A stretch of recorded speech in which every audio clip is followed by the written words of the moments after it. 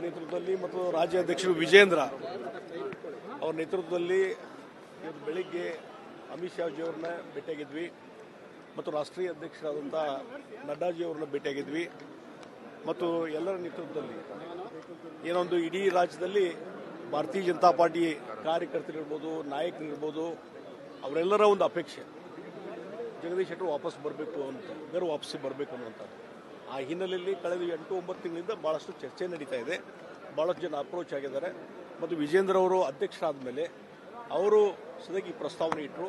ಮೊನ್ನೆ ಯಡಿಯೂರಪ್ಪನವರು ಸಹಿತ ಈ ಪ್ರಸ್ತಾವನೆ ಇಟ್ಟರು ಮತ್ತು ರಾಜ್ಯದ ಬೇರೆ ಬೇರೆ ನಾಯಕರುಗಳು ಸಹಿತ ಮಾಜಿ ಶಾಸಕರಿರ್ಬೋದು ಹಲವಾರು ನಮ್ಮ ಕೆಳ ಹಂತದ ಕಾರ್ಯಕರ್ತರು ಸಹಿತ ಒಂದು ಸ್ಪಂದನ ಮಾಡಬೇಕಂದಾಗ ಅದಕ್ಕೆ ಒಂದು ಸ್ಪಂದನ ಮಾಡುವಂಥ ಕೆಲಸ ನಾವು ಮಾಡಿದ್ದೇವೆ ಮತ್ತು ರಾಷ್ಟ್ರೀಯ ನಾಯಕರು ಸಹಿತ ಇದಕ್ಕೆ ಸ್ಪಂದನ ಮಾಡಿದ್ದಾರೆ.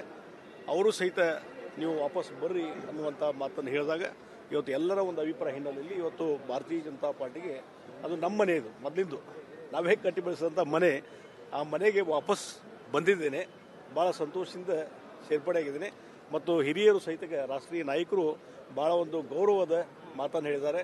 ಇವತ್ತು ಭಾಳ ಹೆಚ್ಚಿನ ರೀತಿ ಸ್ಪಂದನ ಮಾಡಿದ್ದಾರೆ. ಹೀಗಾಗಿ ನಾನು ಇವತ್ತು ಭಾಳ ಸಂತೋಷದಿಂದ ಭಾರತೀಯ ಜನತಾ ಪಾರ್ಟಿ ಸೇರ್ಪಡೆಯಾಗಿದ್ದೇನೆ ಮತ್ತು ಭಾರತೀಯ ಜನತಾ ಪಾರ್ಟಿ ಶಕ್ತಿಯನ್ನು ವೃದ್ಧಿಸಲಿಕ್ಕೆ ಎಲ್ಲ ರೀತಿ ಕೆಲಸ ಮಾಡ್ತೀನಿ ಮತ್ತು ಭಾಳ ಮುಖ್ಯವಾಗಿ ಇವತ್ತು ಸೇರ್ಪಡೆ ಆಗಲಿಕ್ಕೆ ಭಾಳ ಮುಖ್ಯವಾಗಿ ಇವತ್ತು ನರೇಂದ್ರ ಮೋದಿಜಿಯವರು ಅವರ ನಾಯಕತ್ವ ಇವತ್ತು ದೇಶಕ್ಕೆ ಭಾಳ ಒಂದು ಬಲಾಢ್ಯ ಶಕ್ತಿಯನ್ನು ಕೊಟ್ಟಿದೆ. 10 ವರ್ಷಗಳ ಕಾಲ ಪ್ರಧಾನಮಂತ್ರಿಗಳಾಗಿ ದೇಶವನ್ನು ಇಡೀ ವಿಶ್ವದಲ್ಲೇ ಒಂದು ಪವರ್ಫುಲ್ ಕಂಟ್ರಿ ಆಗುವ ರೀತಿಯಲ್ಲಿ ಅವರು ಶ್ರಮ ಹಾಕಿದ್ದಾರೆ. ಅವರು ಮತ್ತೊಮ್ಮೆ ಪ್ರಧಾನಮಂತ್ರಿ ಆಗಬೇಕನ್ನುವುದು ಇವತ್ತು 100 ಕೋಟಿ ಜನರ ಒಂದು ಅಭಿಲಾಷೆ ಇದೆ, ನಮ್ಮೆಲ್ಲರ ಅಭಿಲಾಷೆ ಇದೆ. ಆ ಹಿನ್ನೆಲೆಯಲ್ಲಿ ಇವತ್ತು ನರೇಂದ್ರ ಮೋದಿಯವರು ಮತ್ತೊಮ್ಮೆ ಪ್ರಧಾನಮಂತ್ರಿ ಆಗಬೇಕು, ದೇಶಕ್ಕೆ ಒಂದು ಸುರಕ್ಷತೆ ಮತ್ತು ಹೆಚ್ಚಿನ ರೀತಿಯಾದಂಥ ಒಂದು ಶಕ್ತಿ ಕೊಡಲಿಕ್ಕೆ ಅವರ ನೇತೃತ್ವ ಬೇಕು ಅನ್ನುವಂಥ ಕಾರಣ ಮೇಲೆ ಅದಕ್ಕೂ ಸಹಿತ ಇವತ್ತು ಭಾರತೀಯ ಜನತಾ ಪಾರ್ಟಿ ಸೇರ್ಪಡೆ.